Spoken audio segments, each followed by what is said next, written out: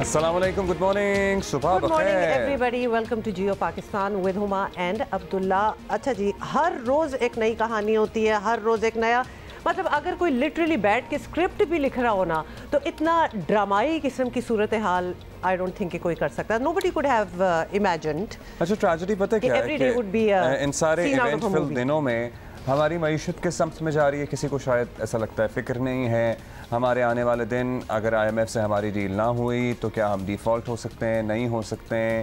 ये सारे ख़तरात हकीकत हैं और ये हमारे सर पर मंडला रहे हैं, लेकिन ऐसा लगता है कि हुकूमत वक्त की तवज्जो इस पर बिल्कुल नहीं है। खैर, जिन मामलात पर तवज्जो है वो भी आपके सामने ही हैं। एट द सेम टाइम हुकूमत वक्त और जो अपोजिशन है इस वक्त की, पाकिस्तान तहरीक इंसाफ, वो एक दूसरे से के ख़िलाफ़ सफ़ आ रहा हैं। इसमें और फैक्टर्स भी शामिल हो गए हैं, लेकिन गुज़श्ता 2-3 दिन से मैं देख रहा हूँ कि ऐसी पुरानी वीडियोज़ निकाल कर प्रोपेगेंडा किया जा रहा है रियासत पाकिस्तान और अफवाज पाकिस्तान के ख़िलाफ़, जिसमें वो वाक़यात भी शामिल हैं जो 2022 इमरान खान साहब की हुकूमत जाने से पहले हुए, फरवरी 2022 के, जिसमें खातून का लिटरली ज़ाती मसला था और उसके शौहर को गालिबन बरहना करके कोई तशद्दुद किया गया। वो वाक़या आज के वाक़यात से जोड़ा गया। फिर कसूर खुडियाँ का एक इलाका है जिसमें पुलिस वाला एक खातून पर तशद्दुद कर रहा है, उस वक्त उसके खिलाफ कार्रवाई भी हुई थी, उस वाक़े को भी आज के हालात से जोड़ दिया गया है।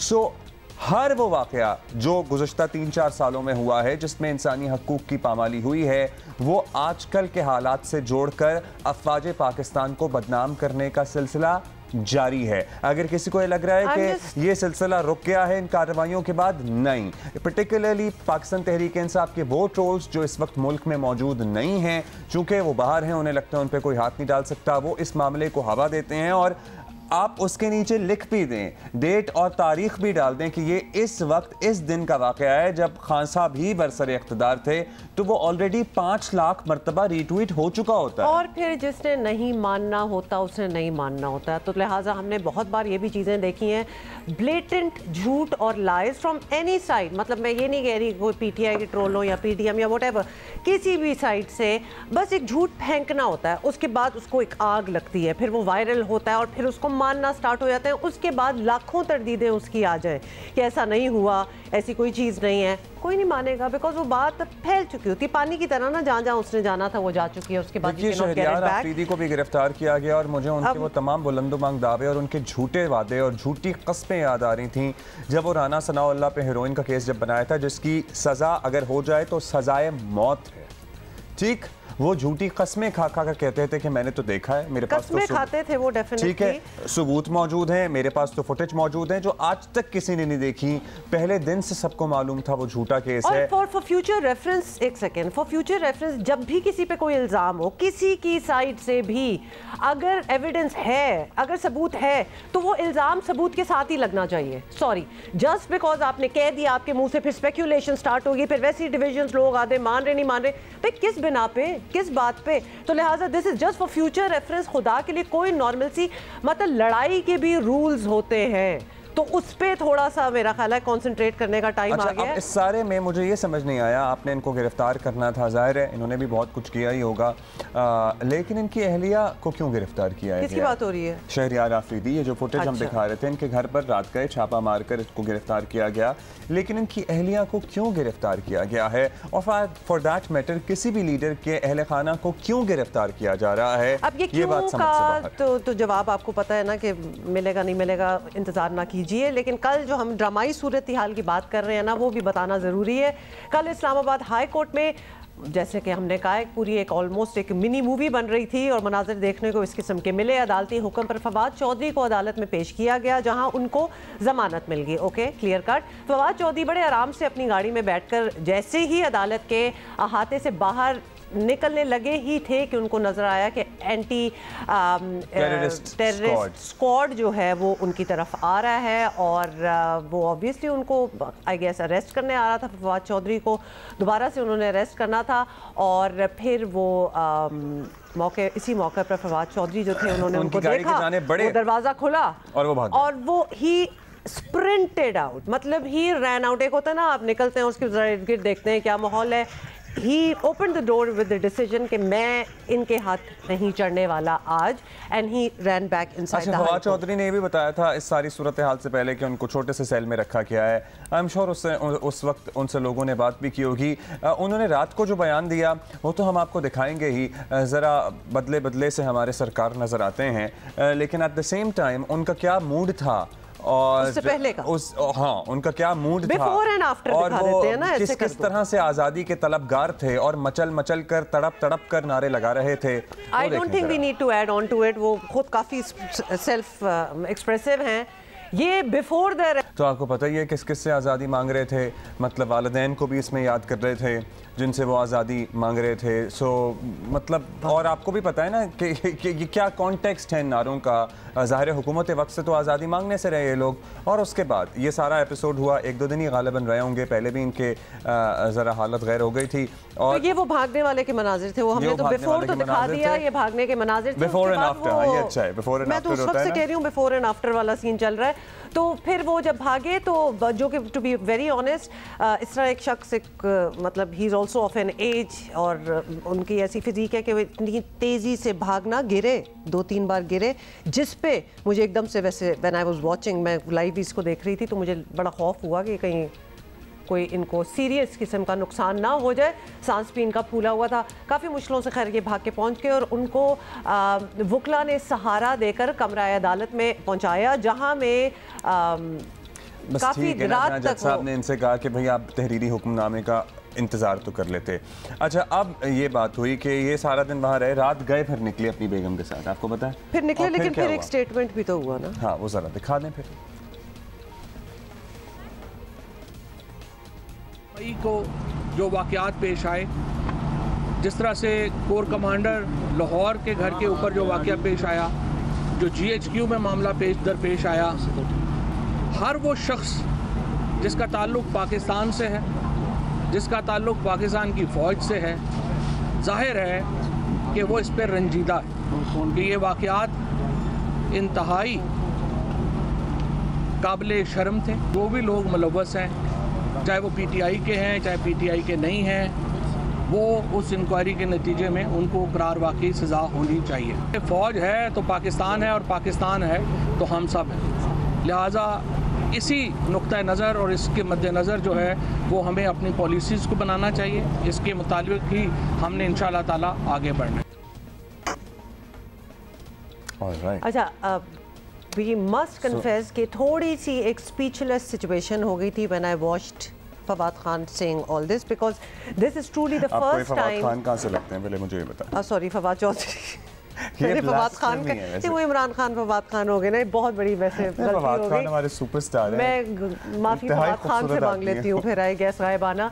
लेकिन anyway, to be very serious, ये वो थी एक ये मजम्मत करना और बड़े स्ट्रॉन्ग वर्ड्स में करना और कह के कि ये बेशक PTI के प्रोटेस्टर्स हो या किसी के हों, उन सारों को सज़ा मिलनी चाहिए। ये वर्ड्स, ये अल्फाज हमने अभी तक किसी और लीडर से, ऑफ कोर्स ख़ास तौर पे खान साहब से जिनसे सुनना भी चाहते हैं, किसी ने नहीं कहे थे। तो इन्होंने कहे, और जो कि आपको बताया ना बिफोर एंड आफ्टर बीच में बहुत कुछ होना स्टार्ट हो गया। जब ये फिर कह भी रहे थे, उसके बाद मीडिया ने काफ़ी सवाल करने की इनसे कोशिश भी की, जिनके he just did not want to talk about it after that. मतलब ये एक स्टेटमेंट थी, उसके बाद वो मज़ीद सवालों के जवाब नहीं देना चाह रहे थे। So this is what उसके बाद चिरागों में रोशनी ना रही। नहीं, ठीक है, बिल्कुल रही, मतलब चिरागों और ये चले गए फिर बखैर आफियत चले गए। अच्छा जी, अभी हम आगे बढ़ेंगे और हुकूमत ने भी बहुत कुछ किया है, मतलब ये तौहीन पार्लिमान का बिल क्या होता है इसको समझने की मैं तब से ही कोशिश कर रहा हूँ। खैर, एट द सेम टाइम 9 मई के वाक़यात पर हुकूमत और अफवाज का जो मुसलसल रद्द अमल आ रहा है, जो रियासत की शदीद बेचैनी और तशवीश ज़ाहिर कर रहा है, इस दिन को यौम सियाह के तौर पर मनाने का भी फैसला इसी तशवीश की कड़ी है। और पहले पीर को इस मामले पर कोर कमांडर्स का खुसूसी इजलास हुआ, जिसमें तशद्दुद में मुलव्वस अनासर को आर्मी एक्ट के नीचे लाने का फैसला हुआ। कल वज़ीर आज़म की ज़ेर सदारत कौमी सलामती कमेटी ने सर जोड़ लिया। इजलास में वफाकी वज़रा समेत आला फ़ौजी क़यादत और खुफिया इदारों के हुक्काम भी शरीक हुए।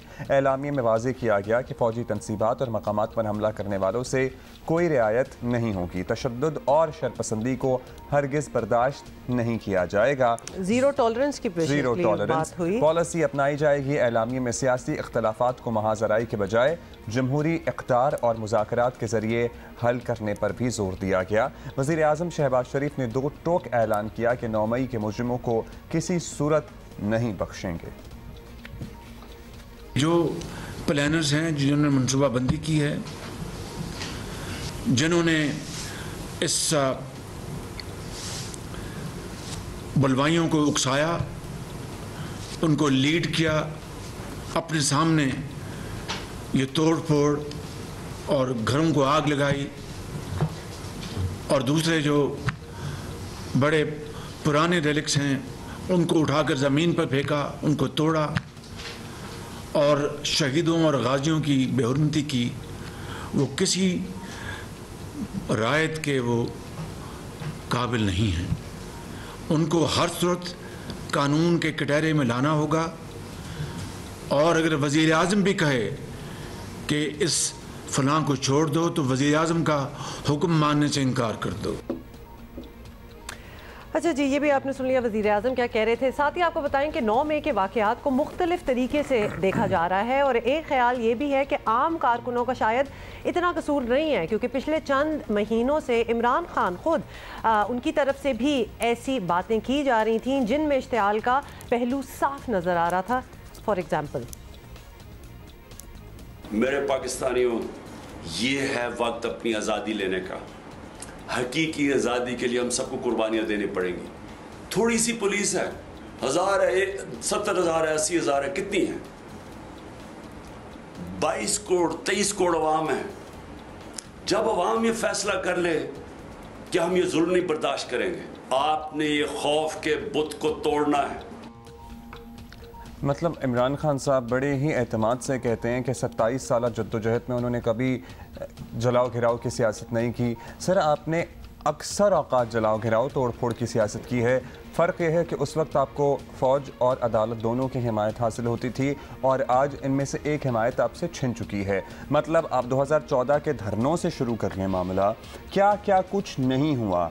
इस्लामाबाद पुलिस के अफसरान को इनके कारकुन जंगलियों की तरह मारते थे, पार्लियामान के अंदर इनके कारकुन दरवाजे तोड़ कर घुसते थे, अदलिया के सामने अपने कपड़े सुखाते थे, पीटीवी की इमारत में घुस जाना, नशरियात का बंद हो जाना, मौजूदा सदर का अपने रहनुमा इमरान खान को फ़ोन करना कि ये पीटीवी की इमारत में घुस गए हैं, और आगे से उनका कहना अच्छा है, ये प्रेशर पड़ेगा तो नवाज शरीफ इस्तीफ़ा देगा। ये सारी पुरतशद्दुद सियासत नहीं थी। उस वक्त आपको अकाउंटेबल ठहराया जाता नहीं था। उस वक्त आपकी इन पुरतशद्दुद एक्टिविटीज़ को बढ़ा चढ़ा कर क्या हकीकतन भी अवाम के सामने पेश नहीं किया जाता था। And in this day and age, अगर कोई भी ये इन द पास्ट 10-15 ईयर्स ये कर रहा हो या कह रहा हो, वो आज आके कहे कि हमारी तो इस किस्म की सियासत नहीं है, या फिर उनसे मंसूब ना की जाए, पीपल डू नॉट फॉरगेट, ये इतनी पुरानी बातें नहीं हैं।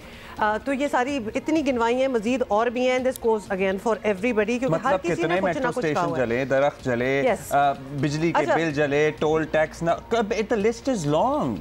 फेंटा लगाओ, पुलिस वाले अगर पकड़ के ले जाए तो खुद पहुंच जाना, कहना हथकड़ियां खोलो। मतलब लॉ ऑफ द लैंड मानने से आपने इनकार किया हुआ था। अच्छा, और आप कह रहे हैं तशद्दुद की सियासत। हमारे गेस्ट भी हमारा इंतजार कर रहे हैं, जल्दी से जरा कंप्लीट कर लें। और अब नौबत यहाँ तक पहुंची है कि 1 साल पहले तक इक़्तिदार में रहने वाली जमात को सियासी हरीफ मुसल्लह जत्थे के तौर पर देख रहे हैं, और तब क्या कहा जा रहा था ये भी देखें। होना तो ये चाहिए था कि nice to you see you के बजाय अदालत को मिलिटेंट ऑर्गेनाइजेशंस को कंडेम करना चाहिए, दहशतगर्दी का मुजाहमत करना चाहिए, और खान साहब को मौका फराहम करना चाहिए था कि आप फैसला करो कि आप दहशतगर्द के तंजीम हो या आप सियासी जमात हो। और अगर वो सियासी जमात है तो चले, फिर आप सियासी जमात के तौर पर इसके रवाया रखे। लेकिन अगर वो इनकार करे कि मैं इससे लाताल्की का इज़हार नहीं करूंगा, इसका मज़ाहमत नहीं करूंगा, इसका माफी नहीं मानूं, तो फिर इसका मतलब कि ये एक सियासी जमात नहीं रहा, ये अब एक मिलिटेंट ऑर्गेनाइजेशन बना है। और अगर उनका फैसला ये है, तो फिर इस अवान को भी उनको एक मिलिटेंट ऑर्गेनाइजेशन की तरह ट्रीट करना पड़ेगा, उस इदारा को भी उसको एक मिलिटेंट ऑर्गेनाइजेशन की तरह ट्रीट करना पड़ेगा।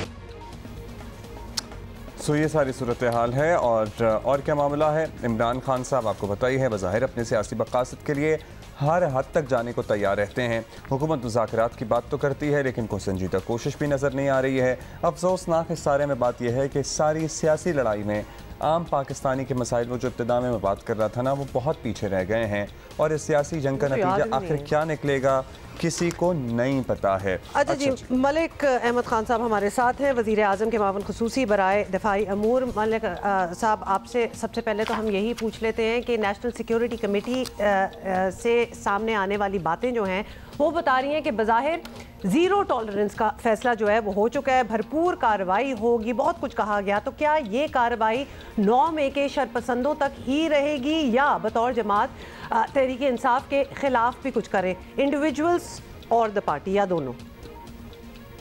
जी देखिए, बुनियादी तौर पे तो देखना ये है कि वो लोग जो करने वाले हैं उनका इस जमात के साथ क्या ताल्लुक़ है।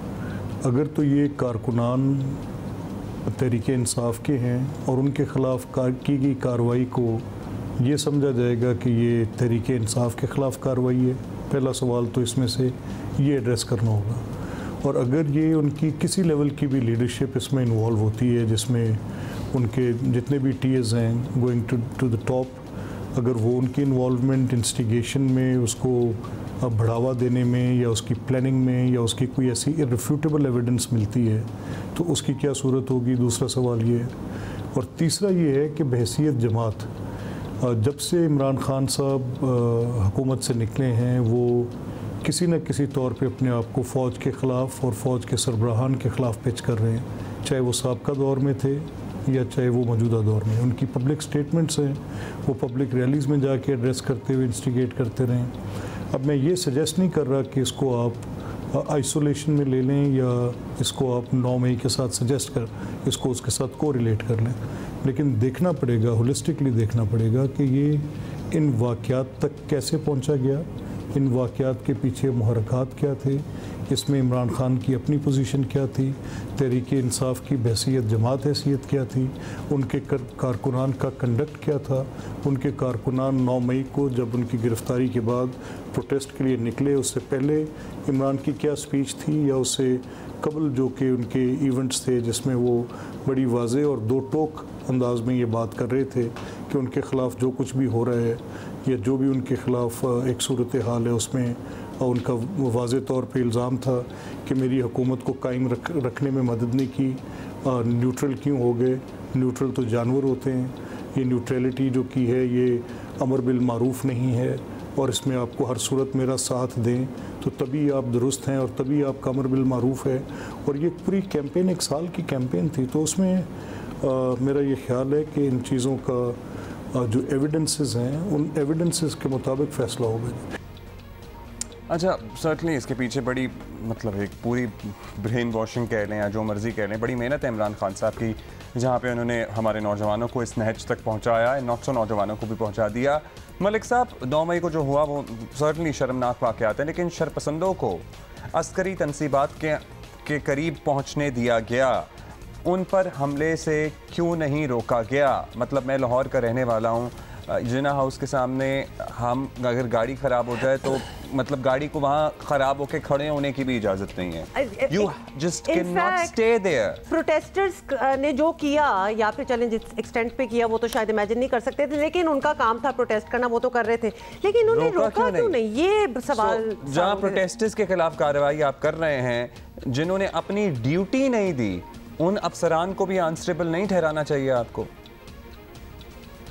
देखिए, ये एक बड़ी तफसीली सूरत हाल का जायज़ा लेने के बाद हुकूमत इस नतीजे पे पहुंची है कि जब ये प्रोटेस्टर्स जब प्रोटेस्ट करने के लिए लिबर्टी चौक में इकट्ठे हुए, उस वक़्त वहाँ पर इनका जो माइंडसेट था वो क्या था। ये वहाँ से जब निकले हैं, निकलने के बाद इनकी लीडरशिप में जिनमें यास्मीन राशिद और उसमें एक तो इनके सोशल मीडिया एक्टिविस्ट, उन लोगों की वीडियोस अवेलेबल हैं, रिकॉर्ड पे हैं, उनके सोशल मीडिया पर मैसेजेस अवेलेबल हैं, रिकॉर्ड पे हैं। तो इनको पहले एक दफ़ा रोका गया, लेकिन बुनियादी तासुर ये था कि गालिबन शायद ये कैंटोनमेंट के एरिया में जाके वहाँ पर कुछ प्रोटेस्ट करना चाह रहे हैं। और उस प्रोटेस्ट में ये जब वहाँ पर इकट्ठे हुए तो उस इकट्ठे होने में पुलिस और उन इंस्टॉलेशंस के दरमियान, नेमली जिना हाउस के दरमियान, वो प्रोटेस्टर्स आ गए और उसके बाद फिर it was a mob set और वो मॉब सेट को इंस्टिगेट करने के लिए बाद में हमने इजाज़ चौधरी की किसी अली चौधरी के साथ कुछ डिटेल्स आई हैं सामने, जिसमें वो कह रहे हैं कि रैंसैक कर दिया है और गमला तक पीछे नहीं छोड़ा, चलो मिथ ते टुटी ना, और ये वाली बातें। और फिर कुछ और लोगों की ऑडियोज़ और वीडियोज़ अवेलेबल हैं जो कि सोशल मीडिया पे अवेलेबल हैं, जो कि ये सजेस्ट कर रही हैं, बता रही हैं कि इट वाज ऑल प्लान्ड, और उनकी प्लानिंग जो थी वो बहरहाल ये क्योंकि वाक़या पेश आया है तो इसमें रिस्पॉन्सिबिलिटीज़ जो हैं वो फिक्स की जा रही हैं। और बज़ाहिर ये नज़र आ रहा है कि इसमें शायद एक पीसफुल प्रोटेस्ट टू डिमॉन्स्ट्रेट की आड़ में ये बलवा किया गया। तो ये जो डिस्गाइज़ उन्होंने क्रिएट की थी उसके नतीजे में वो इसको करने में कामयाब हुए। यस, ये एक लैप्स हुआ है और इसको देखना चाहिए। चलें, आप लोगों की ये कंक्लूजन है। अब ये बताएं, ऑब्वियसली बाय ऑल स्टैंडर्ड्स मुल्क के जो हालात हैं वो ऑब्वियसली अच्छे नहीं हैं। अब ये हालात पैदा करने वालों को सज़ा मिलनी चाहिए, ठीक है, लेकिन इससे पहले हालात ठीक करने का भी तो ऑब्वियसली बंदोबस्त होना चाहिए मलिक साहब। तो क्या ये मुमकिन नहीं कि हुकूमत और वज़ीर आज़म ज़रा दिल बड़ा करें और ख़ुद तहरीक इंसाफ को इंगेज करें, उन्हें एक सियासी हकीकत तस्लीम करें और बातचीत के दरवाजे जो है वो खोलें? मतलब दिस इज़ अ पॉसिबिलिटी अगर वो करना चाहें तो। देखिए, मुझे इस बात में तो कोई एतराज़ नहीं है कि आप किसी की सियासी हैसियत को तस्लीम करें, लेकिन मेरे नज़दीक उनके वो जो अनार्किस्ट टेंडेंसीज़ हैं वो भी सामने रखनी पड़ेंगी, उनकी शरपसंदी सामने रखनी पड़ेगी, उनकी दहशतगर्दी सामने रखनी पड़ेगी, उनकी pitching people against armed forces, इस एक्ट को सामने रखना पड़ेगा। तो मेरा ये ख्याल है कि अगर तो कोई ऐसी सूरत जिसमें इमरान खान पहले ये तस्लीम करें, जो कि इररिफ्यूटेबल एविडेंस के आने के बाद उनको तस्लीम करना चाहिए, लेकिन वो तो मिटिगेट कर रहे हैं, वो तो कह रहे हैं कि ये एजेंसियों के लोग हैं। उन्होंने अपने भांजे हिसाम न्याजी को डिसोन कर दिए, उन्होंने इजाज़ चौधरी को डिसोन कर दिए, उन्होंने यास्मीन राशिद, मोहम्मद अली जो हैं हमारे, अली मोहम्मद ख़ान, उनको डिसोन कर दिया है, उन्होंने अपने और लोगों को। तो क्या ये सारे एजेंसीज़ के लोग थे कि जिन्होंने ये काम किया? ये एक डिस्टॉर्शन है, ये मास्टर है टू क्रिएट सच डिस्टॉर्शंस अभी। लेकिन क्योंकि एविडेंस इतना पुख्ता है और इतना वाज़ेह और दो टोक है कि इनकी ये कोशिश कामयाब नहीं होगी। तो जैसे मैंने कहा कि पहले तो ये तस्लीम करें, फिर उसके बाद ये लाउड एंड क्लियर इसकी मज़म्मत करें कि ये जो कुछ उन्होंने किया, उनकी जमात ने किया, उनकी इंस्टिगेशन पे हुआ, उनकी प्रोवोकेशन पे हुआ। वो इस काम के लिए 1 साल से लोगों की ज़हन साजी कर रहे थे और उन्होंने उस यूथ को जो कि उनके अंदर अपनी लीडरशिप को देखती थी, उसको उन्होंने इस ट्रैक के ऊपर डाला और डालकर उनसे इवेंचुअली ये काम करवाने में ये कामयाब हुए।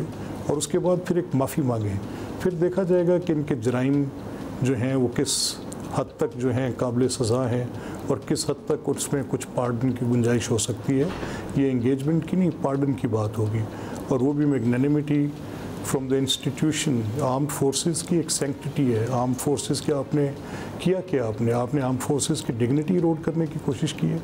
आपने ऐसे हालात पैदा किए और उसके बाद आपने मॉब को सेट कर दिया कि एक अनरूली सिचुएशन, सपोजिटली इसको कंट्रोल करने के लिए अगर फायर हो जाता और वो फायर लाइफ लॉस में, बड़ी लाइफ लॉस में कन्वर्ट होता, तो ये तो बिल्कुल आपने आर्म्ड फोर्सेस के सामने पब्लिक को इस तरह खड़ा करके उनके ऊपर, इससे ज़्यादा हीनियस एक्ट क्या हो सकता है? तो ये एंगेजमेंट की नहीं, पार्डन की बात है अगर हुई कभी। मलिक अहमद खान साहब, thank you for being with us and giving your perspective. अच्छा जी, ये पर्सपेक्टिव तो है बाय द वे जो ना हाउस कोर्ट कमांडर हाउस खुला हुआ है आवाम के लिए। सुबह 9 बजे से गालिबन 1 बजे तक अगर आप लाहौर के शहरी हैं, the gates are open, you can actually go inside, see what has been vandalized. और मतलब my aunt went yesterday and to visit. अच्छा, to visit, हाँ, because it's open for public. और बता रही थी कि किस किस तरह से कायद आज़म की नायाब तस्वीर को तोड़ा गया है, जला दिया गया है।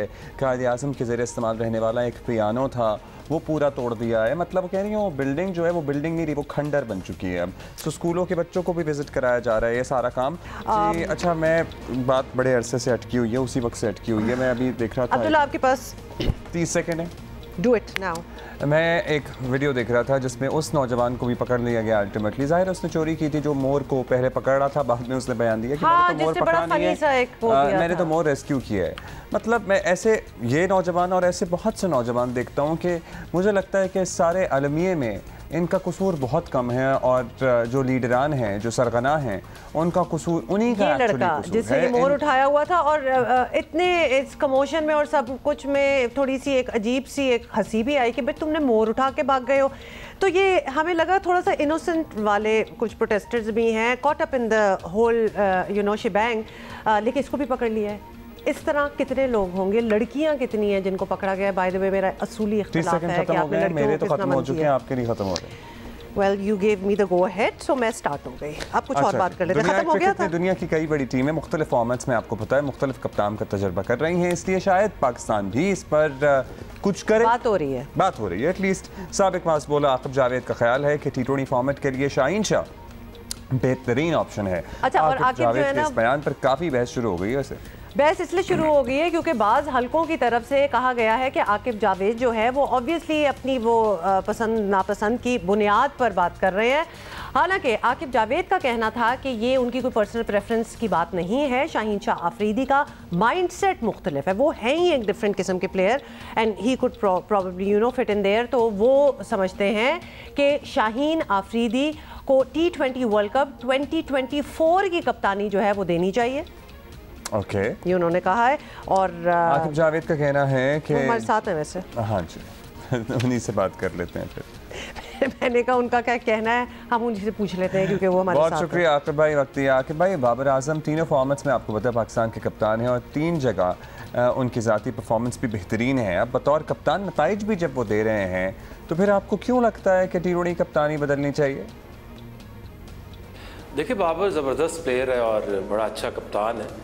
और पिछले दिनों अचानक ही कहीं से चीज़ें शुरू हो गई कि बाबर को कप्तानी से हटाना चाहिए या चेंज करने का सोचना चाहिए। बिला जवाज़ था। जहाँ तक मैंने शाहीन की बात की है, देखिए तीनों फॉर्मेट में एक कप्तान ज़्यादा देर चल नहीं सकता और चूँकि शाहीन शाह अफरीदी एक ऐसा कप्तान है जिसने बैक टू बैक PSL में ट्रॉफीज़ जीती हैं, किसी भी प्लेयर को जज करना हो या कप्तान को जज करना हो तो उसकी परफॉर्मेंस से करते हैं। पहले शाहीन ने PSL में परफॉर्मेंस दी क्योंकि T20 का जो बेंच मार्क है वो आपका PSL है, तो PSL में उसने एज बॉलर अपने आप को मनवाया, पाकिस्तान टीम में गए।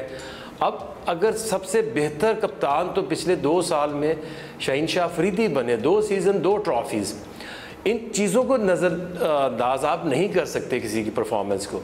और जैसे कि वर्ल्ड कप में अभी टाइम है, ये इसकी कप्तानी जो है वो बाकी कप्तानों से डिफरेंस है। ये लीडिंग फ्रॉम द फ्रंट, अपने जो रिस्क फैक्टर है वो बहुत ज़्यादा इसको फ़ायदा कई दफ़ा होता है, बैटिंग में ऊपर चले जाना, एग्रेसिव नेचर जो है। सो आई थिंक मुझे ये लगता है कि T20 में शाहीन को अभी से रेडी करें और उसको टास्क देंगे जो T20 वर्ल्ड कप है उसमें पाकिस्तान के लिए ट्रॉफी लेकर आए। ठीक है, in principle of course agreed with everything you said. Shaheen Shah definitely Pakistan के टॉप बॉलर हैं। लाहौर कलंदर्स को मुसलसल 2 मरतबा उन्होंने जो टाइटल दिलवाया है एज ए कैप्टन, लेकिन कहते हैं फ्लूक होता है तो वो भी खत्म हो जाता है एक दफा में। मुसलसल 2 मरतबा is obviously strategy performance, there is no taking away taking this away from him. लेकिन जो डिट्रैक्टर्स हैं जो सोच रहे हैं कि इनको नहीं बनना चाहिए शायद कप्तान, उनका ये कहना है कि उनकी फिटनेस का मसला भी रहा है और वो भी काफ़ी उम्र भी हैं, एक अरसा पड़ा है क्रिकेट खेलने का उनका और उनका तजुर्बा भी इतना ज़्यादा नहीं है, इतनी जिम्मेदारियाँ उन पर डालनी चाहिए भी हैं कि नहीं। तो ये बहुत सी एक लिस्ट है, क्या कहेंगे आप? देखिए, जहाँ तक आप कह रहे हैं कि वो कम उम्र हैं, जब हमने उसे कप्तान बनाया था तो लोगों ने इतना शोर मचाया कि ये उसके ऊपर ज़्यादती है उसके साथ, वो भी कम उम्र है, उनको कप्तान बना रहे हैं, उनकी परफॉर्मेंस ख़राब हो जाएगी। ना तो परफॉर्मेंस कम हुई और कप्तान बन के उसने साबित कर दिया कि PSL हिस्ट्री का वो बेस्ट कैप्टन है। और जिस तरह से जो फिटनेस का मसाइल था वो एक चोट उसे लगी थी जो कि ग्राउंड के अंदर, तो वो तो किसी को भी लग सकती है। सो आई थिंक पहली चॉइस है वो आपकी टीम की। कप्तान वही होता है जो सबसे इम्पॉर्टेंट आपका प्लेयर हो और जिस तरह वो अपनी ऑल राउंड परफॉर्मेंस दिखा रहे हैं, देयर इज़ नो डाउट कि वो बेहतरीन कैप्टन बन सकता है। अच्छा, इस बन सकने में तो कोई मसला नहीं। आखिर भाई बस यही कह रहे थे लोग, it is little too early, अभी उन्हें और शायद वक्त चाहिए होगा। लेकिन जाहिर है आप कह रहे हैं कि वो बेहतरीन परफॉर्मेंस पहले भी दे चुका है आपकी टीम के लिए बतौर कप्तान। अब ये बता दीजिए हम कि ये सब तो अगले सालों की बातें हैं, लेकिन कल तो हमारे सामने ही है और वो है वनडे का चैलेंज। एशिया कप के लिए पाकिस्तान ने सिर्फ 4 मैचेस पाकिस्तान में और बाकी इमारात में कराने का ऑप्शन भी दे डाला है। अब ये एक्सट्रीम फ्लेक्सिबिलिटी, आपको लगता है कि भारत इस पर मान सकता है?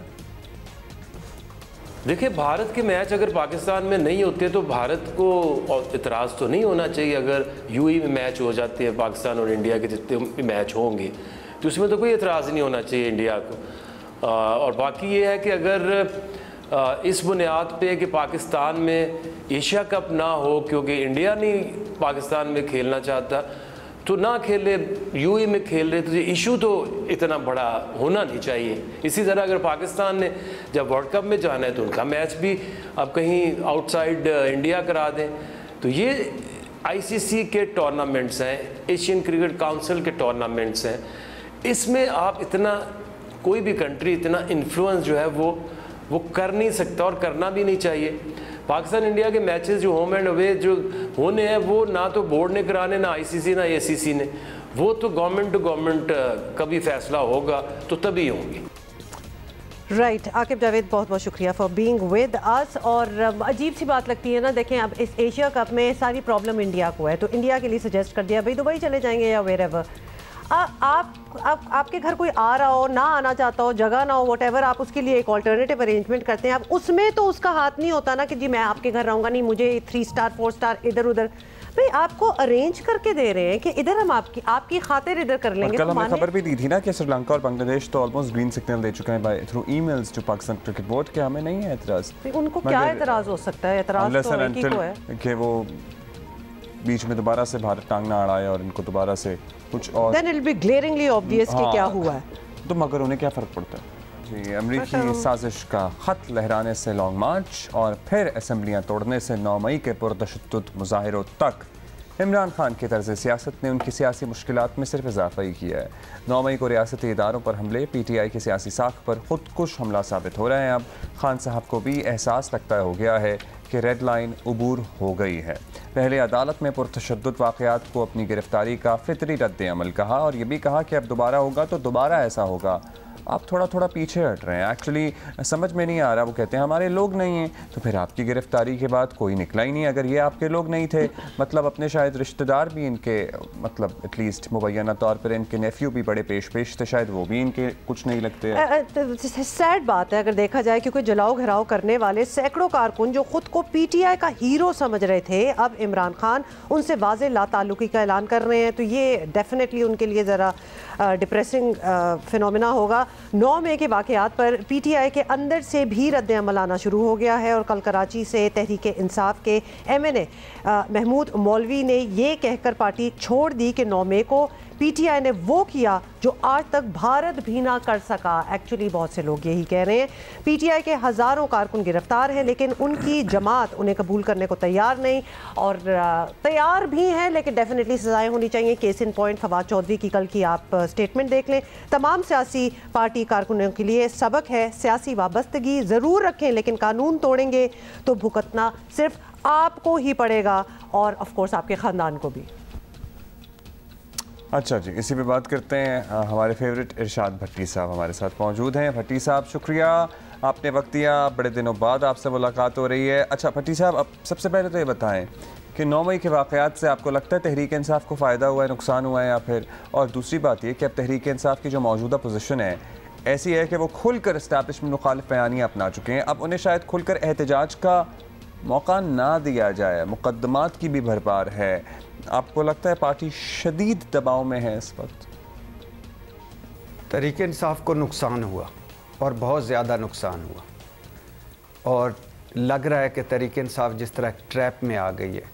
तहरीक इंसाफ कि इमरान खान साहब की गिरफ़्तारी के बाद जो कुछ हुआ वो ज़ाहिर है काबिल मज़म्मत है और शर्मनाक है। पाकिस्तान तहरीक इंसाफ दबाव में है। 80% उनकी जो क़यादत है तहरीक इंसाफ की वो या रुपोश है या जेलों में है। नंबर 2 उनके जो वर्कर्स हैं उनके ख़िलाफ़ क्रैकडाउन हो रहा है, और नंबर 3 बहुत ज़्यादा मुकदमे हैं, तो बिल्कुल दबाव में है। और जो मुज़ाकरात वग़ैरह हैं या जो इhtजाज, पुरअमन इhtजाज तो हर एक का हक़ है, लेकिन ये पुरअमन इhtजाज ना हुआ, इस पर अब ये सारा जो आगे सारी चीज़ें चल रही हैं वो चल रही हैं। और दूसरी बात ये है कि मुज़ाकरात बिल्कुल भी नहीं, और अब इस वक्त कोई गुंजाइश नहीं लगती मुज़ाकरात की। और तीसरी बात यह है कि लग रहा है कि पाकिस्तान तहरीक इंसाफ आइसोलेशन में चली गई है और इस वक्त उसके मामलात बाकी इस निज़ाम से, इस्टेब्लिशमेंट से पॉइंट ऑफ नो रिटर्न्स पर पहुंच चुके हैं। अच्छा भट्टी साहब, नुकसान तो चले हुआ है, तहरीक इंसाफ को अल्टीमेटली ऑब्वियसली उनका पैग क्या है, हुकूमत में आना है और उसकी उम्मीद उन्हें इलेक्शन से है। अब इलेक्शन हासिल करने के लिए वो सुप्रीम कोर्ट की जानिब देख रहे हैं और जहां से एक से ज़ायद मरतबा, आपको पता ही है CJP भी कह चुके हैं, मुज़ाकरात का रास्ता जो है वो अपनाया जाए। तो क्या इस लहजे और रवैये के साथ खान साहब को मुज़ाकरात मिल सकते हैं? नहीं, मेरे ख्याल से सिर्फ खान साहब की बात नहीं रह गई। आप PDM की बात ले लें तो वो भी इस वक्त जो पोजीशन ले चुकी है कि ये फितना है, ये दहशतगर्द है, ये फसादी है, ये रहेगा या हम रहेंगे, इसकी सियासत रहेगी या हमारी सियासत रहेगी। तो मेरा ख्याल है कि अब जहाँ जहाँ बदकिस्मती से, बदनसीबी से इस वक्त जितने भी स्टेक होल्डर्स हैं उनकी वो सारे एक्सट्रीम पोजीशन ले चुके हैं। अब इस वक्त कोई मुजज़ा हो सकता है कि कोई दरमियान का रास्ता निकलना चाहिए। इस वक्त मुल्क को ज़रूरत है सारे स्टेक होल्डर्स को मिलकर बैठने की, कोई रास्ता निकलना चाहिए, लेकिन कोई रास्ता निकलता दिखाई नहीं दे रहा। कोई मुज़ाकरात तो आप भूल जाएं कि इस वक्त इन हालात में मुस्तकबिल करीब में कोई मुज़ाकरात हो जाएं, अब नहीं। इलेक्शन हो सकते हैं कि नहीं, मुझे तो डाउट है। 8 अक्टूबर को भी उस पर भी डाउट है कि 8 अक्टूबर को भी शायद ना हो। सो द ओनर्स आप कह रहे हैं is not only on PTI but PDM and all the parties. बहुत बहुत शुक्रिया अरशाद भट्टी साहब हमसे बात करने के लिए। अच्छा जी, एक चीज़ जिस पे हम बात करना चाहते हैं, ये आप अपना रखें, मैं आपको बता दूं कि 9 मई को, हाँ बट मतलब दिस एक्चुअली कंसर्न्स एवरीबडी। 9 मई को जलाओ घिराव और फौजी तनसीबात पर हमलों के इल्ज़ाम में आपको पता ही है कि PTI की ख़वातीन कारकुनों को भी हिरासत में लिया गया और उनमें बहुत बड़े बड़े नाम हैं, शीरीन मज़ारी, डॉक्टर यास्मीन राशिद, मुसर्रत जमशेद चीमा, इनके साथ साथ आम ख़वातीन कारकुन शामिल थीं, खातून हो या मर्द। अगर किसी ने कानून तोड़ा है तो उसे ज़रूर कटहरे में लाया जाना चाहिए, लेकिन ख़वातीन की गिरफ्तारी का तरीक़ेकार किसी तरह भी मुनासिब नहीं था। कुछ विजुअल्स तो हम आपको सामने ही दिखा रहे हैं, पूरे मुल्क ने एक्चुअली देखा है, तो कोई चीज़ ढकी छुपी भी नहीं है। पुलिस की तरफ से बाज़ जगह मैन हैंडलिंग साफ नज़र आ रही थी। इंसानी हकूक़ की तंजीमें हों या औरत मार्च, बल्कि मीडिया पर भी पुलिस के गलत तर्ज अमल के ख़िलाफ़ आवाज़ जो है वो उठाई गई और इमरान खान भी आखिरकार कल इस पर बोल ही पड़े। सुनिए क्या कहा। जुल्म की दास्तानें टीवी पे चलाई जा रही हैं, लोगों के घर तोड़े जा रहे हैं, उसकी वीडियोस बना के सोशल मीडिया और टीवी पे भी चल रही हैं। औरतों से कभी इस तरह का जुल्म नहीं हुआ और ऐसी उनसे बेहुरमती नहीं की गई जो आज हो रही है, लेकिन वो सबके सामने है। लोगों को सड़क पे खड़े हैं, उनको उतारते हैं, जेलों में डालते हैं, हर किस्म का खौफ फैलाया किस लिए जा रहा है कि अवाम को बताएं कि हमारे सामने कोई खड़ा होगा तो उससे इस तरह का जुल्म किया जाएगा ताकि अवाम गुलाम बन जाए। वैसे मैं अभी इनकी बात सुन रहा था और फिर फवाद चौधरी की बात सुन रहा था, तो ये तो बिल्कुल ही 180 डिग्री पे बैठे हुए हैं। ये वही कह रहे हैं, ये स्टिल चैलेंज कर रहे हैं स्टेट को, ये स्टिल अफवाज पाकिस्तान पर सारा मलबा डाल रहे हैं और ये मतलब अपने स्टांस पर। लेकिन ये तो वो कह रहे हैं ना जो ये कहना चाहते हैं, हाउ ही फील्स खान साहब।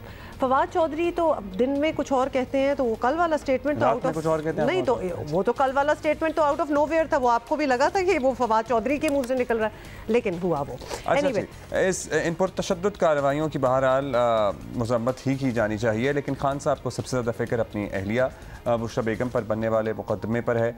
और मगर क्या कीजिए कि PTI की हिमायतियों को शिकायत है कि औरत मार्च से उन्होंने सोशल मीडिया पर एक्चुअली उन्होंने औरत मार्च से शिकायत है और औरत मार्च को उन्होंने सोशल मीडिया पर निशाने में भी ले रखा है। उन्हें मुस्तकिल बुरा भला भी कहा जा रहा है। भाई जो लोग जितनी मतलब जिस हद तक आपको आवाज़ उठा रहे हैं उन्हें तो उठाने दें। खैर इसी पे ज़रा बात करते हैं। सीनियर तज्ज़ियाकार मेमल सरफराज हमारे साथ मौजूद है। मेमल, 9 मई को जो कुछ हुआ उसके बाद आपको पता ही है नेचुरली पुलिस और कानून नाफिज करने वाले इदारों ने एक्शन लेना ही था। बहुत सी गिरफ्तारियाँ हुई हैं, तहरीक इंसाफ की ख़वातीन रहनुमाओं और कारकुन भी गिरफ्तार हुए हैं। बहुत सी वीडियोस गर्दिश कर रही हैं, बहुत सी वीडियोस गलत भी हैं, ऑफ कोर्स फेक भी हैं, कुछ ठीक भी हैं। अब उमूमी तासुर ये है कि बच्चों के सामने पकड़ना, घसीटते हुए लेकर जाना, ज़ेरे हिरासत बदसलूकी करना। कल ईमान हाजिर मज़ारी का भी ट्वीट हमारे सामने था और वो कह रही थी कि उनकी वालदा की उन्हें चीखने की आवाज़ें आ रही थी। नहीं, और फिर उनको भी हिरासा किया, उनको भी हिरासा किया, ईमान को भी। इससे बेहतर तरीका सर्टनली हो सकता था या नहीं? जब ऐसा होता है तो फिर सभी सारे रगड़े में आते हैं। जी देखिए, जिस तरीके से गिरफ्तारियां हो रही हैं इस वक्त, जिस तरीके से क्रैकडाउन हो रहा है और फिर जिस किस्म की कहानियां सामने आ रही हैं, कल हमने ईमान मज़ारी साहिबा से सुना कि किस तरीके से डॉक्टर शीरी मज़ारी जिनकी रिहाई होनी थी कल, उनको एक थाने से दूसरे थाने मुंतकिल कर दिया गया इलीगली और उनके ऊपर तशद्दुद भी किया गया। ये जो इस तरह की चीज़ें हमारे सामने आ रही हैं, और फिर ना सिर्फ ये कि डॉक्टर शीरी मज़ारी साहिबा के ऊपर तशद्दुद हुआ, उनकी बेटी के ऊपर भी पुलिस तशद्दुद हुआ।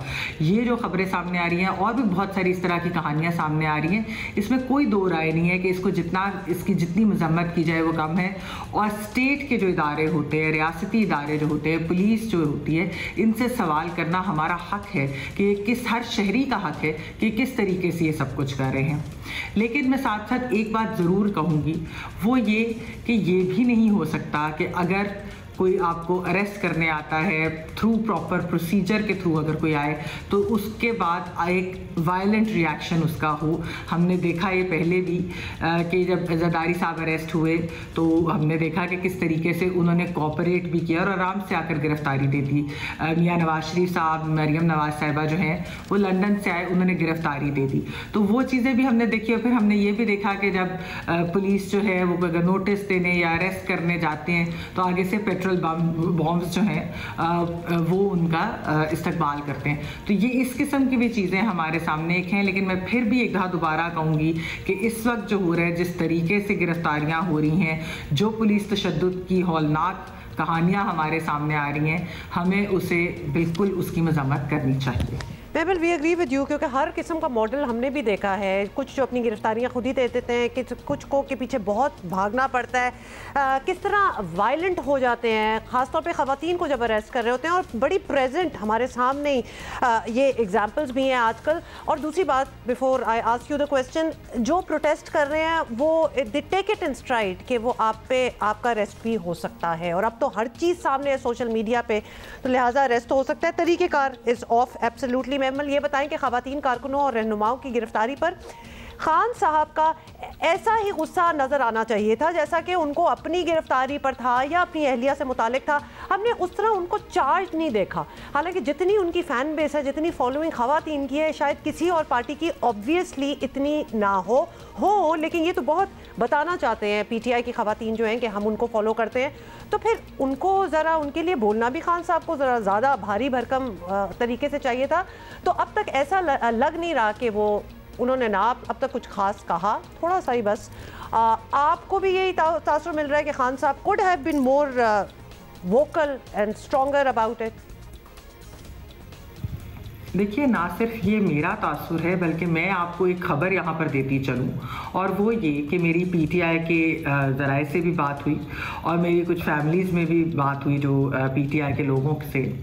और ये मैं आपको बताती चलूँ कि इस वक्त पीटीआई के अंदर बहुत ज़्यादा मायूसी है, बहुत ज़्यादा डिसअपॉइंटमेंट है कि खान साहब सिर्फ और सिर्फ अपनी बात कर रहे हैं या अपनी अहलिया की बात कर रहे हैं। और वो लीडरशिप जिन्होंने उनका साथ दिया, जो इस वक्त जेलों में भी हैं या जिनके ऊपर इस वक्त क्रैकडाउन हो रहा है सख्त किस्म का, और इसी वजह से हो रहा है कि खान साहब ने एक पोजीशन ली है, उसकी वजह से उनके ऊपर क्रैकडाउन हो रहा है। लेकिन खान साहब उनके नाम नहीं ले रहे, खान साहब उनके साथ जो कुछ हो रहा है उसको कंडेम नहीं कर रहे उस तरीके से जिस तरह वो अपनी बात करते हैं, अपनी अहलिया की बात करते हैं। तो इसके ऊपर बहुत ज़्यादा मायूसी और डिसअपॉइंटमेंट, और मैं ये भी कहूँगी कि गुस्सा भी पाया जाता है। अगर प्राइवेटली आप उनसे बात करें तो वो यही कहते हैं कि ये कैसे हो सकता है कि वो सिर्फ अपनी और अपनी अहलिया की बात कर रहे हैं और बाकी सबकी बिल्कुल बात नहीं कर रहे। एक सेंस ऑफ जो अबैंडनमेंट होती है वो महसूस की जा रही है सब पीटीआई के अंदर। और एक्चुअली महमल, if you take it another step forward, वो अपनी और अपनी अहलिया की ज़रूर बात करें, अपने लिए तो कोई भी लड़ाई कर सकता है, लेकिन you are the leader of this party, तो जितना जोर और जितने पैशनेट आप अपने लिए होते हैं तो बाकियों के लिए भी अच्छा, ट्रेजेडी ये है कि मेबल जो लोग पकड़े गए हैं और वीडियो सबूतों के साथ पकड़े गए हैं जो तोड़फोड़ कर रहे थे, ज़ाहिर खान साहब उनसे तो ताल्लुक ही कर चुके हैं ना, क्योंकि वो कहते हैं तो मेरे लोग ही नहीं है जो तोड़फोड़ कर रहे थे, चूंकि वो मेरे लोग नहीं है। हालांकि वो बेचारे डाई हार्ट वर्कर्स थे, जुनूनी वर्कर्स थे, इनके पीछे दीवाने वो तो ऐसे हैं कि उनसे अभी भी ये दिखाया जाए ना उनको कि जी खान साहब तो ये कह रहे हैं, तो आप वो कहेंगे नहीं हम फिर भी वही हैं। वो इतने मतलब, मगर खान साहब सर्टनली, खैर ये उनका पर्सनल ज़ाती मामला है पार्टी का कि वो ताल्लुक ही कर चुके हैं, लेकिन एट द सेम टाइम हमने गुज़श्ता चंद दिनों में देखा कि ये औरत मार्च वालों से मुसलसल शिकायत कर रहे हैं।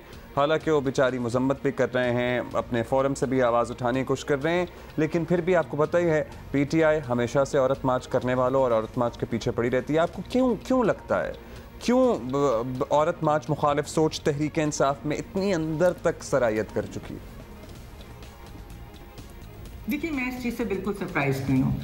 हमने देखा कि पीटीआई के पिछले दौर के अंदर सहाफ़ियों पे, मीडिया ऑर्गेनाइजेशंस पे, ह्यूमन राइट्स डिफेंडर्स पे, विमेंस राइट्स एक्टिविस्ट के ऊपर, एनजीओस के ऊपर बड़ा सख्त किस्म का क्रैकडाउन हुआ। उसके बाद ट्रोल आर्मीज जो है उनके ऊपर छोड़ दी गई, उनको मजीद बदनाम करने के लिए, कैरेक्टर असैसिनेशन करने के लिए।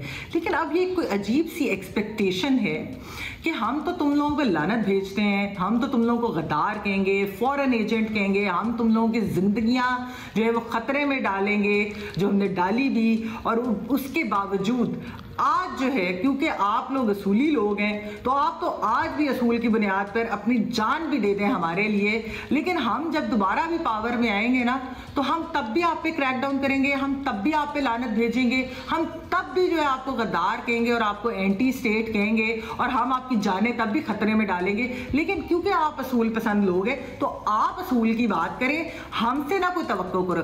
भाई क्या ढिठाई है और क्या कॉन्फिडेंस है, क्या ही कहने इसके। लेकिन मैं ये जरूर कहूंगी, आपने भी जिस तरह मेंशन किया कि औरत मार्च ने इस सब के बावजूद भी, हालांकि वो विक्टिम्स थे, जैसे बहुत सारे मीडिया के भी लोग, मीडिया ऑर्गेनाइजेशंस भी विक्टिम्स थे, बहुत सारे ह्यूमन राइट्स डिफेंडर्स जो इनके विक्टिम्स थे वो आज फोर फ्रंट पे हैं, वो कंडेम कर रहे हैं जो सब कुछ हो रहा है। हालांकि पीटीआई से किसी को ये एक्सपेक्टेशन नहीं है कि वो कभी भी कंडेम करेंगे अगर हम लोगों के साथ कुछ इस तरह का हुआ, मीडिया के साथ हुआ, ह्यूमन राइट्स ऑर्गेनाइजेशन के साथ हुआ, ह्यूमन राइट्स एक्टिविस्ट के साथ हुआ। लेकिन वो फिर भी सामने आकर कंडेम करते हैं, वो बोलते हैं, तब भी जो है ये उन्हीं को बुरा भला कह रहे हैं और इस तरह की बात कर रहे हैं। क्या ही मैं इनके बारे में कहूँ, इस पे इससे ज़्यादा मैं क्या ही कह सकती हूँ। हालांकि मैं आपको एक बात कहूँ कि अगर वो लोग जो इनके विक्टिम्स थे, जो इनकी ट्रोलिंग के और इनके क्रैकडाउन के विक्टिम्स थे, वो अगर खामोशी भी इख्तियार कर लें तो उनको कोई ब्लेम नहीं करना चाहिए। लेकिन फिर भी खामोशी नहीं इख्तियार की गई, वो आकर बोल रहे हैं। लेकिन माशाल्लाह इनकी एक्सपेक्टेशन आप चेक करें कि नहीं, हमारे तो असूल है नहीं, तुम लोगों के असूल है, बस तुम लोग स्टैंड लो, हम तो आकर वही चीज रिपीट करेंगे। ऑलराइट, बहुत शुक्रिया आपका मेमल सरफराज। अच्छी तरह आपने और अगर कल आपको पता है पाकिस्तान तहरीक इंसाफ दोबारा भी बरसर इख्तिदार आती है तो किसी को कोई तवक्को नहीं है, सर्टनली वो वही रवैया रखेंगे औरतों के साथ, औरत मार्च वालों के साथ। कैन वी होप कि अब वो नहीं रखेंगे? May be they will have seen कि औरतों ने किस तरह सपोर्ट की है, इन द सेंस जो पीटीआई के साथ नहीं भी हैं, लेकिन जिस तरह उनकी खवातीन को, उनके फॉलोअर्स को उठाया गया है, दैट इज रॉन्ग। तो जब independently without any political affiliation खवातीन जो हैं और बहुत से मर्द भी एक्चुअली वो प्रोटेस्ट कर रहे हैं कि भाई this is not the right way, तो एहसास भी एक चीज होती है जो हो जाना चाहिए। जिस पे कुछ साबित हो रहा है वो तो हो रहा है, ठीक है, आप उसके खिलाफ कार्रवाई करें। कार्रवाई से इनकारी नहीं है, ये तरीकेकार अरेस्ट का बहुत ऑकवर्ड है जो, और वैसे भी आपने ऐसे भी रहनुमाओं को अंदर रखा हुआ है जो हमें नहीं कहीं तोड़ फोड़ करते हुए नजर आए। या तो अगर वाकई वो प्लानिंग में मुलव्वस हो तो आप सबूत पेश करें, और सबूत पेश करने के लिए आपको उन्हें अदालतों में पेश करना होगा, उनके ऊपर केसेस चलने होंगे, लेकिन अभी ऐसा कुछ नजर नहीं आ रहा। देखिए, महमल ने अच्छा याद दिलाया कि जब बहुत सी और खवातीन को, औरतों को सपोर्ट थी तो तब हमने इन द भाई एवरीथिंग इज़ डॉक्यूमेंटेड, अब कोई चीज़ छुप तो सकती नहीं है। तो अब ये कह देना कि नहीं जी हमने तो हमेशा से सपोर्ट किया है, पीटीआई की सपोर्ट बेस ख़वातीन की बहुत है, जो कि ऑब्वियसली वो यूज़ करते हैं इस चीज़ को, लेकिन जब उनके लिए उनके हक़ में कुछ कहना हो तो वो चार्ज अप, वो अर्जेंसी हमें नहीं नज़र आती। वो बाकी ख़वातीन को ही अपनी ख़वातीन के लिए लड़ना पड़ता है फ्रेंकली। अगली खबर तो आपके टाइप की लग रही है क्योंकि इसमें बहुत बड़े बड़े नाम होते हैं और मुझसे नहीं लिए जाते। फुटबॉल भी आर टॉकिंग अबाउट। अच्छा जी, बार्सिलोना के सदर जॉन लापोर्टा ने ऐलान किया है कि स्पेनिश फुटबॉल क्लब अर्जेंटाइन के स्टार फुटबॉलर लियोनेल मेसी को अपनी टीम में लाने की हर मुमकिन कोशिश करेगा। मीडिया रिपोर्ट्स के मुताबिक स्पेनिश क्लब के सदर का कहना है कि लियोनेल मेसी और इनके दरमियान ताल्लुकात अच्छे हैं, तहम टीम में वापसी के लिए फुटबॉलर से बातचीत जारी है। मेसी ने साल 2021 में बार्सिलोना को खैरबाद कहकर PSG ज्वाइन किया था। मेसी के दौर में बार्सिलोना ने 4 Champions League, 10 La Liga title अपने नाम किए थे। स्टार फुटबॉलर मेसी का क्लब PSG से मुआहदा रवा साल इख्तिताम पजीर होगा। सो आपको पता ही है जब इनके मुआहदे होते हैं तो हम इनके नंबर्स बता के आपको परेशान हो जाते हैं। अब दुनिया भर में ही जैसे इन्फ्लेशन हिट की हुई है तो क्या इनके नंबर्स और बढ़ेंगे या उसका असर इन पे भी होगा? भाई इनकी डील हो जाए तो सोच ही लेंगे क्या डील होगी। इनको तो सऊदी से भी ऑफर्स आ रही हैं और अल हिलाल वाले जो है ना, क्या बात है भाई। और अभी हम किसी की बात सुन रहे थे और कितनी अच्छी बात है ना, हम सब ने इसको अंडरस्टैंड भी किया कि हमारे इर्द गिर्द और हम समेत बहुत सारे लोग, मतलब अगला बंदा नॉर्मली एक्ट कर रहा होता है या आपको नॉर्मल रिएक्शन दे रहा होता है या आपके साथ बिल्कुल नॉर्मल रवैया उसने रवा रखा हुआ होता है, लेकिन हम अपने आप में अपने आप को इतनी को तोप चीज़ समझ बैठे हैं या समझते हैं कि हमें लगता है ये तो हमारी हैसियत से नीचे हमें ट्रीट कर रहा है। ये हमारी एज ए नेशन हमारा प्रॉब्लम है। हम थोड़े से एरोगेंट हो चुके हैं और हम ये हैं, मैं ये हूँ, मेरा ये सरनेम है, मैं यहाँ काम करती हूँ, या फिर ये मेरा दादा परदादा क्वालिफिकेशन, ये हमारी ज़मीन है, ये हमारा पीछे से नाम है। मतलब हमने कोई ना कोई चीज़ अपने साथ जोड़ ली है कि हम अगले से ज़रा बेहतर अपनी बरतरी दिखाएं। We are like that. और हमें लिटरली अभी इस शो के दौरान नहीं है तो हम वैसे ही आपस में बात कर रहे थे तो हमने कहा ये ज़रा चीज़ छोड़ जाएं फिर आगे जाएंगे। इस पर हमें नज़रसानी करनी होगी। We really need to come down to earth. हम कोई दुनिया से कोई बहुत ज़्यादा हसीन बेहतर नहीं है। We need to learn a lot. हमने बहुत आगे जाने की अगर कोशिश करनी है तो ये एरोगेंस जो है ना, ये हमें उतार और ये हमारी ज़िंदगी के हर पहलू में हमें नज़र आती है। लिटरली हम बच्चों के रिश्ते देखने जाएं, मतलब मैंने ये भी सुना है लोगों से कि अच्छा ये तो पढ़ी हुई है लड़की या लड़का, ये किस इंस्टीट्यूशन से पढ़ा हुआ है। मतलब पढ़ा होना भी काफ़ी नहीं है, कहाँ से पढ़ा होना और फिर ये क्या हमसे ऊपर है। ये मुझे लगता है इसको ट्रांसलेट अगर किया जाए ना अंग्रेजी या किसी और लैंग्वेज में तो हम समझा नहीं सकते, because it's not the words, it's the mindset कि ये हमसे ऊंचे हैं, ये घराना, या फिर ये हमसे बहुत नीचे हैं या शादी नहीं हो सकती। ये ऊंचा नीचा, नाम, जायदाद, बैकग्राउंड्स।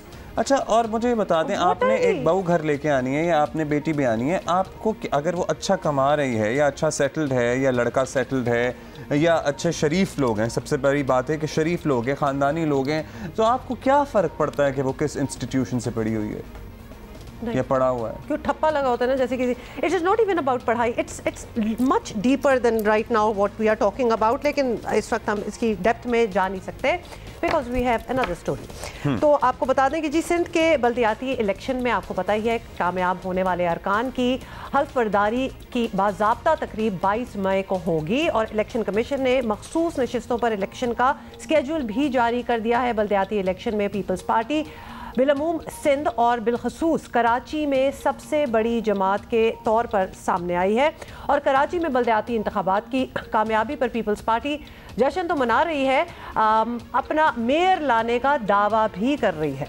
लेकिन बज़ाहिर पीपल्स पार्टी के पास नंबर्स पूरे नहीं हैं क्योंकि कराची के बल्दियाती इलेक्शन में कोई जमात एक्चुअली सादा अक्सरियत हासिल नहीं कर सकी है। दूसरी तरफ जमात इस्लामी किसी तौर सरेंडर करने को तैयार नहीं है। जमात इस्लामी ज़ुबानी कलामी ही नहीं, कानूनी और सियासी मैदान में भी पीपल्स पार्टी को टफ टाइम दे सकती है।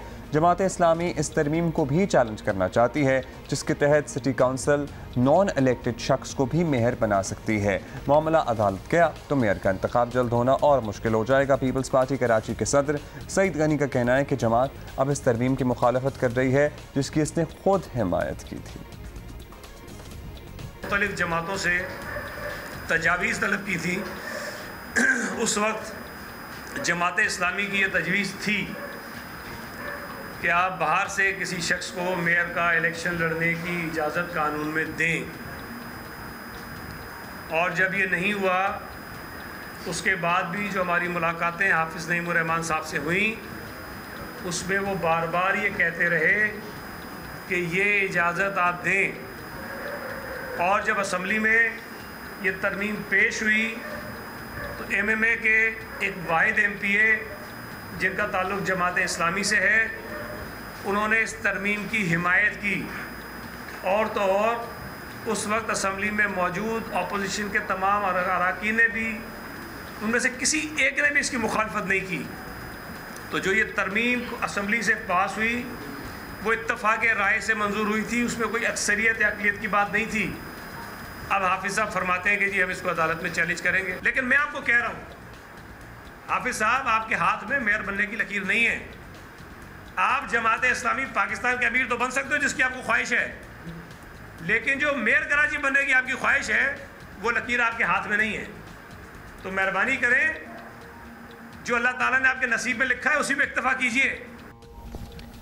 अच्छा, ये तो आपने सुन लिया, लेकिन जमात इस्लामी अभी तक इलेक्शन के नताइज मानने को तैयार ही नहीं है। हाफिज़ नईम बार बार धांधली के इल्ज़ामात दोहरा रहे हैं और क्या कहते हैं ये देखें।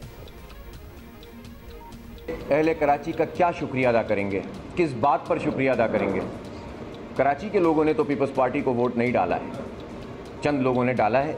हल्का बंदियों से लेकर आज तक जो कुछ पीपल्स पार्टी ने बल्दियाती इंतखाब में किया है वो धांधली और धांधले के अलावा कुछ भी नहीं है। और इस पर वो जश्न मनाने के लिए और अपने मेयर का ऐलान करने के लिए आज पूरी दुनिया को बेवकूफ़ बनाने जा रहे हैं। ये 41 वोट हैं इनके, पीपी के नीचे साइन भी है और तमाम पोलिंग एजेंट्स के निशान लगे हुए हैं। पीपी का भी है, इसमें पाकिस्तान पीपल्स पार्टी का एजेंट भी है, जमात इस्लामी का भी है, PTI TLP का भी है, और इसको जो जमा कराया है वो 419 जमा कराया है। ये अनवर चौहान साहब, सिकंदर राजा साहब और शुजात साहब, ये क्या इलेक्शन कमीशन के मुंह पे कालक नहीं है कि तुम नौकर बने हुए हो, पीपल्स पार्टी के गुलाम बने हुए हो, इस तरह आवाम का मैंडेट खा रहे हो। अच्छा जी, सारे मिलकर कराची के अवाम अपना वोट दे चुके हैं, ये सारे मिलकर फड्डे कर कर, लड़ाइयाँ डालकर, डिलेइंग टैक्टिक्स अपनाकर, मतलब मेयर का इंतखाब शायद अभी होता हुआ नज़र नहीं आ रहा, और सफ़र कौन करेंगे? आवाम करेंगे। अच्छा, रहनुमा पीपल्स पार्टी सईद गनी साहब हमारे साथ हैं। गनी साहब, आपसे सबसे पहले तो यही पूछ लेते हैं कि बल्दियाती इंतखाबात में जीत के पर पीपल्स पार्टी ने भरपूर जश्न भी मना लिया, मुखालफिन को ताने भी दे दिए, लेकिन अभी तक ना नंबर्स पूरे हैं, ना मेयर के उम्मीदवार का नाम सामने आया है। तो सेलिब्रेशन होगी, व्हाट्स नेक्स्ट? क्या अब भी कोई मसला बाकी है जिस पे आप लोगों ने अभी गौर करना है? देखिए, जश्न मनाने की मैं समझता हूँ कि हमारे पास रीजन ही है कि पाकिस्तान पीपल्स पार्टी ने पूरे सूबा सिंध में अनप्रेसिडेंटेड कामयाबी हासिल की है बल्दियाती इलेक्शन में, और कराची और हैदराबाद में भी शानदार कामयाबी मिली, जो पाकिस्तान पहले जो है वो तारीख में कभी इतनी सीटें नहीं ले सके हम। अच्छा, जो नंबर्स की आप बात कर रहे हैं, नंबर्स की जो हमने कैलकुलेशन की है रिजर्व सीट्स की जो एलोकेशन होगी उसके बाद, तो पाकिस्तान पीपल्स पार्टी और हमारे इत्तेहादियों को मिला के हम 173 के पे पहुँच गए हैं, और हमें 183 नंबर जो हैं वो दरकार हैं। TLP को हमने इसमें शामिल नहीं किया, लेकिन मुझे उम्मीद है हम उनसे भी रब्ता करेंगे, वो हमारे साथ आ जाएंगे।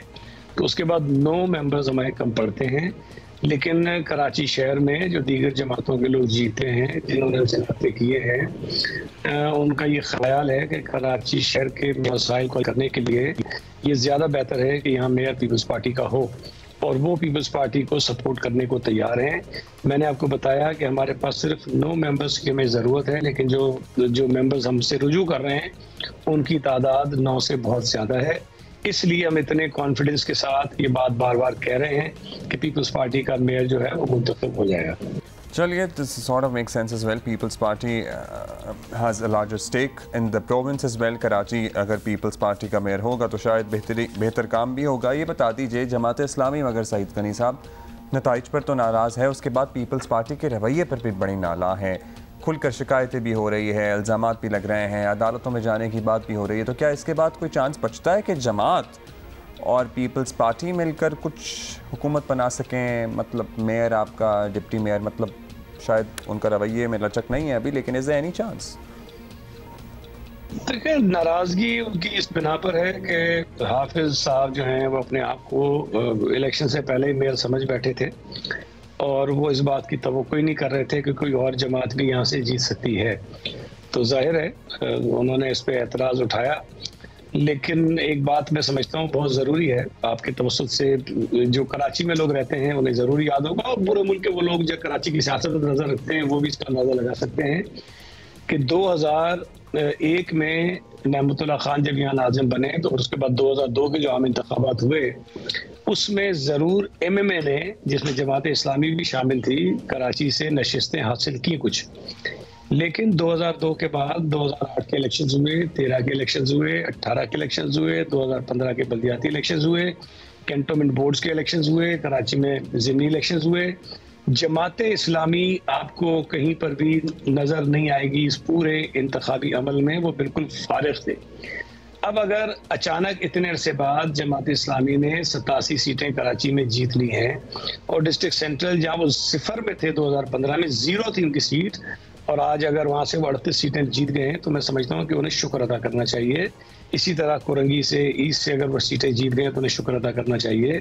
हैरान कुन नतीजा जो कराची में बल्दियाती इलेक्शन का है वो जमात इस्लामी का है, वो पीपल्स पार्टी का नहीं है। पीपल्स पार्टी ने जिन जिन इलाकों से नशिस्तें जीती हैं वो रिवायती तौर पर हमारे स्ट्रॉन्ग होल्ड रहे हैं, वो पीपल्स पार्टी का जो है वो वोट रहा है और वहीं से हमने दोबारा वोट लिए हैं।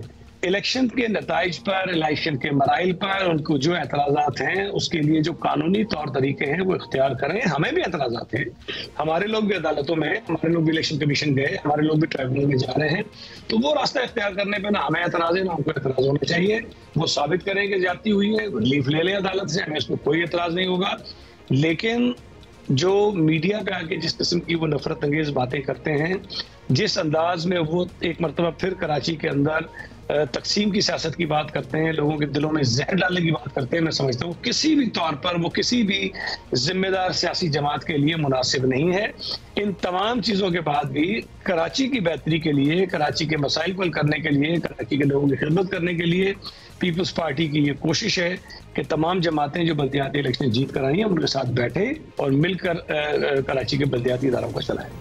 अच्छा गनी साहब, आपके पास तो बड़े ऑप्शंस हैं, एक और ऑप्शन के बारे में भी कि इस फड्डे में तहरीक इंसाफ अपनी चंद सीटों के साथ बड़ी अहम हो गई है, तो वो जिसका साथ देंगे वो अपना मेयर ले आएगा। तो क्या आज की तारीख में पीपल्स पार्टी ये ऑप्शन ओपन रखती है कि तहरीक इंसाफ से ताउन मांगे या ताउन की पेशकश कबूल करे?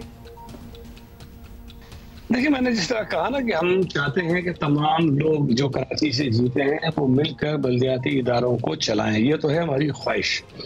लेकिन अगर इस ख्वाहिश के मुताबिक कोई और जमात हमारे साथ नहीं आना चाहती तो मैंने आपको अभी बताया कि कराची शहर में जीतने वाले वो लोग जो पीपल्स पार्टी के टिकट पर नहीं थे या पीपल्स पार्टी के इत्तेहादी नहीं भी थे, उनका भी ये ख्याल है कि कराची में अगर लोगों की खिदमत करनी है तो पीपल्स पार्टी का मेयर ही कराची के लोगों की बेहतर खिदमत कर सकता है और शहरियों के मसाइल हल कर सकता है। लिहाजा वो बहुत सारे लोग हैं जो पीपल्स पार्टी के मेयर के कैंडिडेट को सपोर्ट करना चाहते हैं।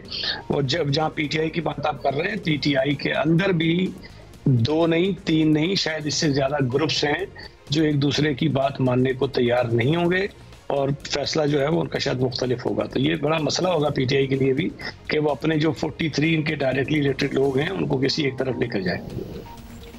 सही, बहुत शुक्रिया आपका सईद गनी साहब। आप कह रहे हैं कि आने वाले दिनों PTI के अपने अंदर इतने ग्रुप हो जाएंगे कि ज़रा मसला हो जाएगा उनके लिए। खैर, कल से महमूद मौलवी भाई जो भी आए हमें शहर साफ चाहिए, सॉरी आए वो लिस्ट चले, तो लिहाजा बहुत सी चीज़ें हैं। अब ये फड्डे और ये कौन किसके साथ अलाय करेगा ये आप लोगों का मसला है। हमें शहर, कराची शहर साफ चाहिए, ट्रांसपोर्ट का मसला हल हो। जब बारिशें होती हैं और एक क़यामत आ जाती है कराची में, that needs to be fixed as well. और सेफ सिटी प्रोजेक्ट कि इतनी चोरियां, इतनी डकैतियां, इतना कुछ हो रहा है, तो और कोई इफेक्टिव सेफ सिटी ऐसी चीज़ हो जिसमें आप पकड़ करें। Health system is going to zero और करप्शन इतनी है within the city, within all these departments के, उसको भी देखना है। सो द लिस्ट पर्टिकुलरली जो बल्दियात के तहत जो सेहत के इदारे हैं, अब्बासी शहीद अस्पताल फॉर दैट मैटर, मतलब बेड़ा गर्क हो चुका है इन इदारों का। और दूसरी बात यह है कि जो ट्रांसपोर्ट है, पब्लिक ट्रांसपोर्ट सिंध गवर्नमेंट की प्राइमरी जिम्मेदारी है। बड़ा अच्छा लोगों ने रिस्पांस दिया पीपल्स बस सर्विस पे। खुदारा इसके रूट्स बढ़ाएं, इसकी बसें बढ़ाएं। और बाय द वे जिन्होंने वो 3-4 बसें हैं ना जिनमें से एक को आग लगी थी, बाकी तबाह हो गई थी, उनको पकड़े तो सही, अभी तक 4 उनको तो पकड़े, क्योंकि जिन्होंने ये गंद मारा है ना, उनको नहीं छोड़ना मर के तो इस शहर में ये चीजें आई हैं और आप उड़ा दें। मतलब एनीवे, इख्तियारात जो हैं वो भी काम तभी होगा अब्दुल्ला जब द लीडर्स ऑल्सो नो कि इख्तियारात को आपको ट्रिकल डाउन नीचे तक पहुंचाना होगा ताकि इफेक्टिवली कुछ काम हो सके। ओके, आपको ज़रा इंतबाह करना है और आपको वार्न करना है जी। एक तो आज हाई ब्लड प्रेशर के मर्ज से आगही का दिन मनाया जा रहा है और ये किस तरह होता है ये आपको जल्दी से दोबारा याद दिला दें। मुरगन ग़िज़ाएँ, फास्ट फूड अब्दुल्ला, तंबाकू नोशी, मुनासिब वर्जिश ना करना, प्लीज़ एक पाकिस्तानियों get into the habit of exercise please. और सुस्ती काहली से हाई ब्लड प्रेशर होता है, इसका दिन मनाया जा रहा है, ऑब्जर्व किया जा रहा है। प्लीज़ अपनी लाइफस्टाइल थोड़ा सा चेंज करें। बुलंद फिशार खून को कम करने के लिए आप ज़रा रिलैक्स रहा करें, इतनी टेंशन ना लिया करें। वैसे टेंशन कह देने से तो ऐसा हो नहीं सकता ना कि आप ना लें। और बात है हमारे मुल्क में टेंशन भी बड़ी ज़्यादा होती है, वैसे वी डू गेट इट, हर चीज़ की एक टेंशन है, लेकिन अपने आप को ज़रा थोड़ा सा डिस्ट्रैक्ट करें। अच्छा, दूसरी चीज़ जो आज हो रही है वो है स्मार्टफोन्स के बिना आम जिंदगी का आपको पता तस्वुर ऑलमोस्ट नहीं है। मोबाइल इंटरनेट से मुंसलिक हो चुका है, दुनिया 5G टेक्नोलॉजी की तरफ मुंतकिल हो रही है। पाकिस्तान में इस वक्त मोबाइल फ़ोन इस्तेमाल करने वालों की तादाद रोज़ बरोज़ बढ़ती जा रही है। दिन वैसे बनाया जा रहा था वर्ल्ड टेलीकॉम डे, और आयरनी ये है कि जिस वक्त हम कल वज़ीर IT से बात कर रहे थे एंड उस वक्त ट्विटर काम करना बंद कर दिया। उस वक्त हम यही सोच में थे कि चलो अब ठीक हो गया, और उसके बाद की बात हो रही थी। जैसे ही शो खत्म हुआ उसके बाद फोन उठाया, देयर वाज नो ट्विटर, कुछ काम नहीं सारा दोपहर में एक दफ़ा चला था, फिर अब सुबह चला, अब फिर नहीं चल रहा। नहीं, वैसे अभी चल रहा है, अभी पता नहीं, मेरा नहीं। सो ये मसले चल रहे हैं, मतलब बात कर लें, वज़ीरों को ले आए, मुशीरों को ले आए, किसी को कुछ नहीं पता क्या। और ये टेंशनें खत्म करें प्लीज। अब ये इंटरनेट को तो दे देना, हमें जिंदगी में एक चीज चाहिए उसको हमारे पास रखें, हमें इस कौम को डिस्ट्रैक्ट रखें इंटरनेट के जरिए। कल मिलते हैं। Okay bye.